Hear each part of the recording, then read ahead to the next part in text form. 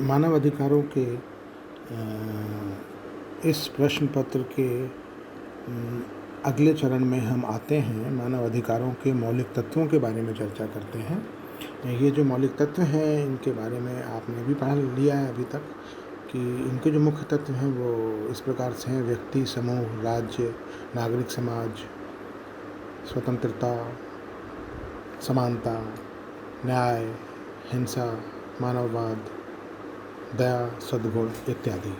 तो आज हम बारी बारी से चर्चा करेंगे इनके बारे में। सबसे पहले है व्यक्ति। व्यक्ति हमारे सामाजिक ताने बाने का सबसे एलिमेंट्री, सबसे प्राथमिक इकाई होता है, जो समाज के निर्माण की नींव होता है। व्यक्ति ही वह तत्व है जिसके कारण समाज, समूह एवं राज्य का निर्माण होता है। किसी भी समाज की कल्पना बिना व्यक्ति के नहीं की जा सकती है। अगर व्यक्ति नहीं होगा तो मानवाधिकारों की अवधारणा की भी परिकल्पना की नहीं जा सकेगी। अर्थात व्यक्ति ही वह प्रथम इकाई है, प्राथमिक इकाई है, जिसके लिए मानव अधिकारों की बात की जाती है। दूसरी तरफ विडंबना ये है कि व्यक्ति ही सबसे बड़ा मानव अधिकारों का हनन करने वाली इकाई भी है। अर्थात मानवाधिकार के अंतर्गत वे सभी अधिकार सम्मिलित किए जा सकते हैं जो व्यक्ति को उसमें निहित मूल प्रवृत्तियों के पूर्ण विकास के लिए आवश्यक है। यदि यह कहा जाए कि इसका संबंध मानवीयता से है तो गलत नहीं होगा। मानव के सुखपूर्वक रहने के अधिकार को सुरक्षित रखने के लिए ही मानवाधिकारों एवं कर्तव्यों की कल्पना की गई।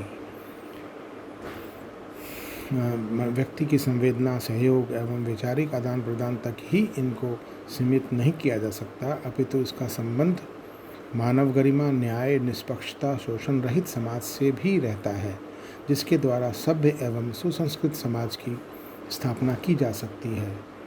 व्यक्ति की अभिवृत्ति में परिवर्तन लाकर मानवाधिकारों एवं कर्तव्यों की गहरी आस्था बनाई जा सकती है। व्यक्ति की स्थिति का वर्णन उदारवाद, मार्क्सवाद, गांधीवाद एवं अलग अलग विचारधाराओं में अलग अलग तरीके से किया गया है। कुछ विचारकों द्वारा व्यक्ति को साधन एवं राज्य को साध्य माना जाता है, जैसे कि हॉब्स, मैकियावेली, हीगल इत्यादि। वहीं दूसरे विचारकों के अनुसार व्यक्ति को साध्य एवं राज्य को साधन माना जाता है, जैसे उदारवादी विचारधारा के समर्थक गांधी जी आदि, जो कि व्यक्ति को साध्य एवं राज्य को साधन मानते थे। गांधी जी राज्य को मानव सुविधाओं एवं जनता की अपेक्षाओं की पूर्ति का साधन मानते थे।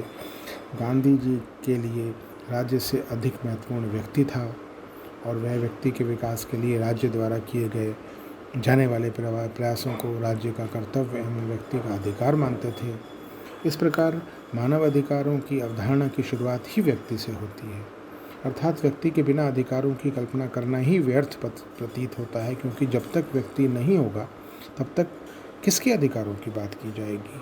व्यक्ति ही वह महत्वपूर्ण आधार होता है जिसके लिए राज्य का निर्माण किया जाता है। व्यक्ति को सुविधाएं प्रदान करने के लिए ही राज्य की स्थापना की गई थी। बाद में धीरे धीरे राज्य के कर्तव्यों में वृद्धि होती गई और अंतर्राष्ट्रीय एवं राष्ट्रीय कानूनों एवं प्रावधानों के माध्यम से ही इन कर्तव्यों को न्यायालयों द्वारा प्रवर्तनीय मानव अधिकारों के रूप में विकसित किया जाता रहा है। दूसरा बिंदु है समूह। समूह अपेक्षाकृत अंतःक्रियाओं की प्रतिमानित प्रक्रियाओं से बनता है। पर्याप्त रूप से प्रतिमानित होने के कारण समूह की गतिविधियों की निर्धारित अथवा विशिष्ट दिशाएं, लक्ष्य, मूल्य या प्रयोजन होते हैं। समूह का अभिप्राय सामान्यतः एक से अधिक व्यक्तियों के साथ रहकर कार्यरत रहने को कहा जाता है, परंतु समूह शब्द का तात्पर्य है कि एक से अधिक व्यक्तियों के विचारक रूप के साथ रहते हुए कार्य करना, जिसमें कि शारीरिक उपस्थिति अनिवार्य नहीं होती। अर्थात समूह को एक गतिविधि पुंज समझा जाना चाहिए। समूह मानवीय गतिविधियों का पुंज है, परंतु उसका निष्पादन करने वाले व्यक्ति अन्य ऐसी ही समूह गतिविधियों में सहभागिता करने के लिए स्वतंत्र होते हैं।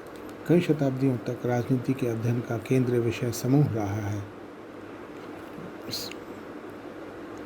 समूह के माध्यम से व्यक्ति अपने अधिकारों की रक्षा करता है और इसके माध्यम से सरकारों को अधिकारों की अवहेलना करने से रोका जाता है और जनता समूह के माध्यम से अपने हितों की रक्षा करती है।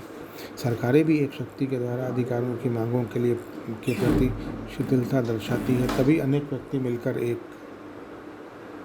समूह बनाते हैं जिनका उद्देश्य समान होता है और वे उस उद्देश्य की प्राप्ति के लिए सतत प्रयासरत रहते हैं और यदि उद्देश्य की प्राप्ति हो जाती है तो वह समूह स्वतः समाप्त हो जाता है।